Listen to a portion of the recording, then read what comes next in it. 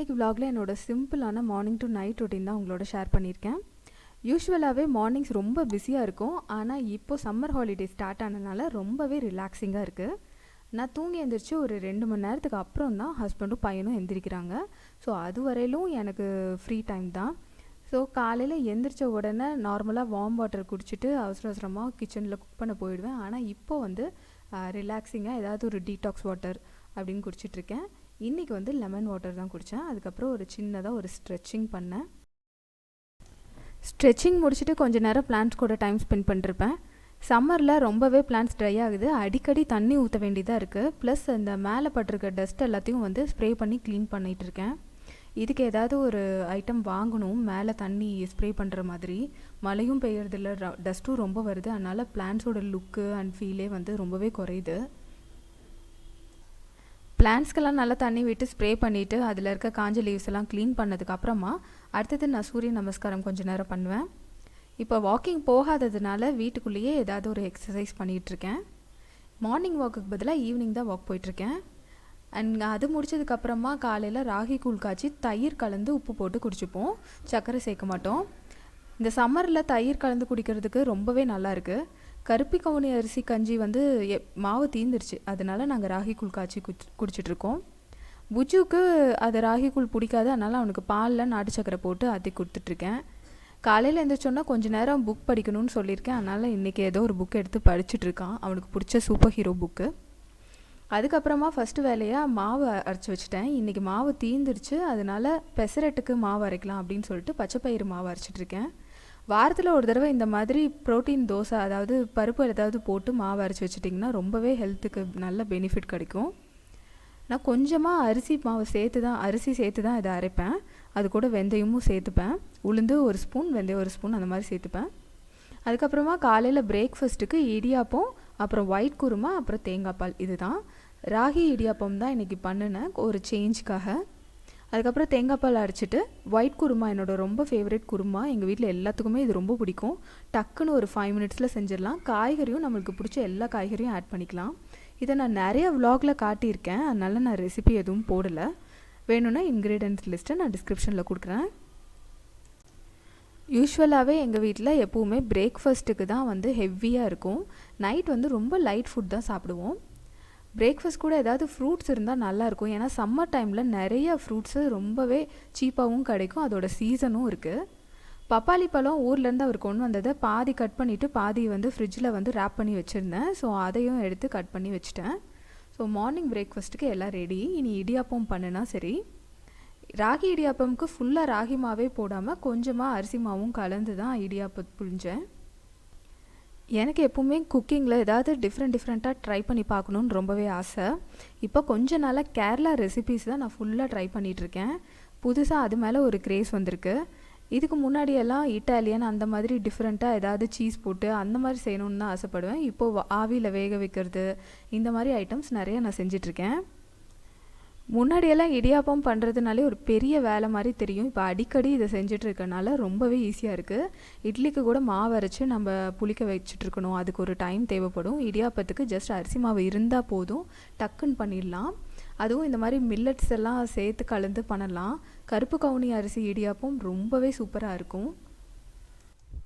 காலையில் பிரேக்ஃபாஸ்ட்டுக்கு என்னோடய ஹஸ்பண்ட் எப்பவுமே எக் இல்லாமல் சாப்பிட மாட்டார். ஸோ அதனால் அவருக்கு 2 எக்கு பாயில் பண்ணி வச்சுருக்கேன். புஜு இடியாப்பத்துக்கு அவனுக்கு தேங்காய் பால் தான் ரொம்பவே பிடிக்கும். ஸோ அவன் அதை தான் ஊற்றிக்கிட்டான். இடியாப்பம் ரொம்ப சூப்பராக சாஃப்டாக வந்திருந்தது.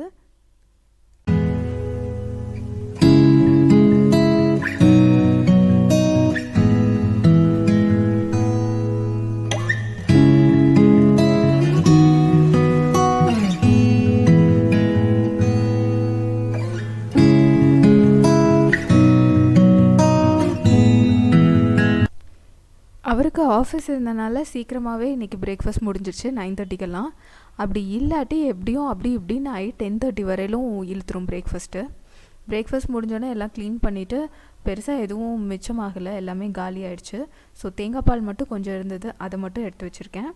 அதை நாளைக்கு ஏதாவது ரெசிபியில் ஆட் பண்ணிக்கலாம். இல்லாட்டி ஏதாவது ஜூஸ் பண்ணும்போது, முக்கியமாக கேரட் ஜூஸ் அந்த மாதிரி பண்ணோன்னா அது கூட ஆட் பண்ணிட்டா ரொம்பவே நல்லாயிருக்கும். ஸ்கூல் லீவ் விட்டுட்டாலும் குழந்தைங்கள எப்படி என்கேஜ்டாக வச்சுக்கிறது அப்படிங்கிறது ஒரு பெரிய ஒரு கொஷினாக இருக்குது. மார்னிங்லேருந்து டிவி பார்த்துட்டே இருக்காங்க. அதை விட்டால் ஏதாவது புக்ஸு கொடுக்கலாம். அதையும் விட்டால் கொஞ்ச நேரம் கிட்ஸோடு விளையாடுவாங்க ஈவினிங் டைமில். ஸோ அவனுக்கு ஒரு ஆக்டிவிட்டி கொடுத்து உட்கார வச்சுருக்கேன். அதுக்கப்புறமா டெக்காத்லான்லேருந்து ட்ரெஸ் எல்லாம் வாங்கிட்டு, ஸ்விம்மிங் ட்ரெஸ் எல்லாம் அவன் ஃப்ரெண்டு இது மாதிரியே வாங்கணும்னு சொல்லி வாங்கினான். அவனுக்கு இதான் ரொம்ப பிடிச்சிருந்தது. ஸோ அதனால் அதை போட்டுட்டு அன்றைக்கி ஸ்விம் பண்ணிகிட்டு இருந்தான். அவனுக்கு ஸ்விம்மிங்னால் ரொம்ப பிடிக்கும். ஆக்சுவலி 3.5 வயசுலேயே அவன் ஸ்விம்மிங் கற்றுக்கிட்டான். என் வீட்டுக்காரர் தான் கோச்சு, அவரே நல்லா கற்றுக் கொடுத்துட்டாரு. ஸ்விம்மிங் பூலில் 12 இயர்ஸ்க்கு உள்ளே இருக்கிற கிட்ஸை வந்து தனியாக அலோவ் பண்ணக்கூடாது. ஸோ அதுக்காக நானும் அவங்களோட கொஞ்ச நேரம் உட்காண்ட்ருந்தேன். அதுலேயே ஒரு 1.5 மணி நேரம் போயிடுச்சு. கிட்ஸை என்கேஜாக வச்சுக்கிறதுக்கே வந்து நம்மளோட பாதி டைம் சம்மர் வெக்கேஷனில் ஸ்பெண்ட் ஆகிட்டு, எதுவும் இன்னும் கொஞ்ச நாளைக்கு தான், அதுக்கப்புறம் ஊருக்கு போயிடுவோம். அதுக்கப்புறம் அவன் தாத்தா பாட்டியோட என்கேஜ் ஆகிப்பான். ஸ்விம்மிங் பூல்லேருந்து வந்ததுக்கு அப்புறமா நான் பிளேட்ஸை எல்லாத்தையும் வாஷ் பண்ணி வச்சேன்.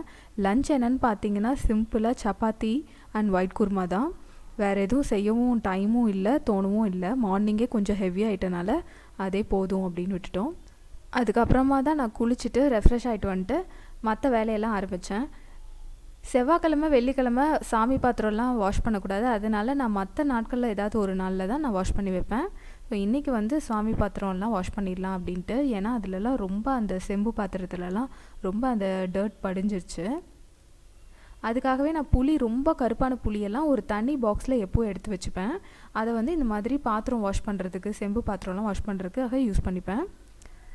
நான் சாமி சிலையெல்லாம் சுடுதண்ணியில் போட மாட்டேன். பட் இந்த மாதிரி செம்பு பாத்திரத்தை வந்து சுடுதண்ணியில் புளி போட்டு அதோடு சேர்த்து ஒரு 5 மினிட்ஸ் கொதிக்க வச்சு ஆஃப் பண்ணி வச்சுருவேன். அது ஒரு அரை மணி நேரம் ஊறட்டும் அப்படின்ட்டு.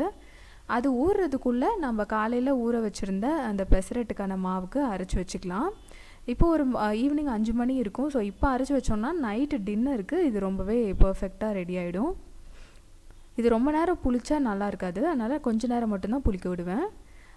அதை ஊற வச்ச தண்ணியை கொண்டு வந்து செடிக்கு அப்படியே கையோடு ஊற்றிட்டேன்.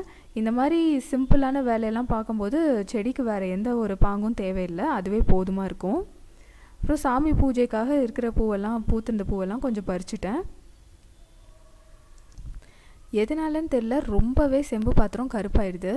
இது அரை மணி நேரம் ஊறி எடுத்தாச்சு. ஊற வச்ச டைம்லேயே கொஞ்சம் அதில் பச்சையாக பிடிச்சிருந்ததெல்லாம் அதுவாக விட்டுருச்சு. இப்போ ஜஸ்ட் லெமனும் உப்பு போட்டு தேய்ச்சா ரொம்ப க்ளீனாக எல்லாம் வந்துடும். வெள்ளி பாத்திரத்தை சுடுதண்ணியில் போட தேவையில்லை. அது ஜஸ்ட்டு நீங்கள் டூத் பேஸ்ட்டில் உப்பு கலந்து தேய்ச்சாலே போயிடும். அதுக்கப்புறமா கொஞ்சம் விபூதி போட்டு தேய்ச்சிங்கன்னா ரொம்ப பளிச்சுன்னு ஆகிடும். இது கம்ப்யூட்டர் சாம்பிராணி கிடையாது. இது மாட்டு சாணத்துலேயும் காஞ்ச இலைகள், பூக்கள் இதெல்லாம் வச்சு பண்ண ஒரு சாம்பிராணி. Completely organic. இந்த மாதிரி ஆர்கானிக் ப்ராடக்ட்ஸ் எனக்கு ரொம்ப பிடிக்கும். இந்த சாம்பிராணி மேலே ஒரு சூடத்தை ஏற்றி வச்சிட்டோன்னா அது அணையிறப்ப அந்த சாம்பிராணி அதுவாக பற்றிக்கும். அதுக்கப்புறம் நைட்டு டின்னருக்கு பெசரட்டை போட்டோம். பெசரட் சாப்பிட்டுட்டு அது மேலே கொஞ்சம் கருவேப்பிலை பொடியும் நிறைய நெய்யும் போட்டு சாப்பிட்டோம். ரொம்ப டேஸ்டியாக இருந்தது. இதுக்கு சைட் டிஷ்ஷாக தேங்காய் சட்னி, அதுக்கப்புறம் கொஞ்சம் வெங்காயம், தயிர். இந்த வெங்காயம் தயிர் காம்பினேஷன் எனக்கு எப்போவுமே ரொம்ப பிடிக்கும். எங்கள் அப்பா இப்படி தான் சாப்பிடுவார். ஸோ அவர்கிட்டருந்து இந்த பழக்கம் எனக்கு வந்துருச்சு. இதோட இன்னைக்கு விலாகு அவ்வளோதாங்க. இந்த விலாக் உங்களுக்கு பிடிச்சிருந்ததுன்னா மறக்காமல் லைக் பண்ணுங்கள், சேனலை சப்ஸ்கிரைப் பண்ணுங்கள். Keep supporting me. தேங்க்யூ. இன்னொரு நல்ல வீடியோவில், நல்ல விலாகில் நான் உங்களை மீட் பண்ணுறேன். Bye friends.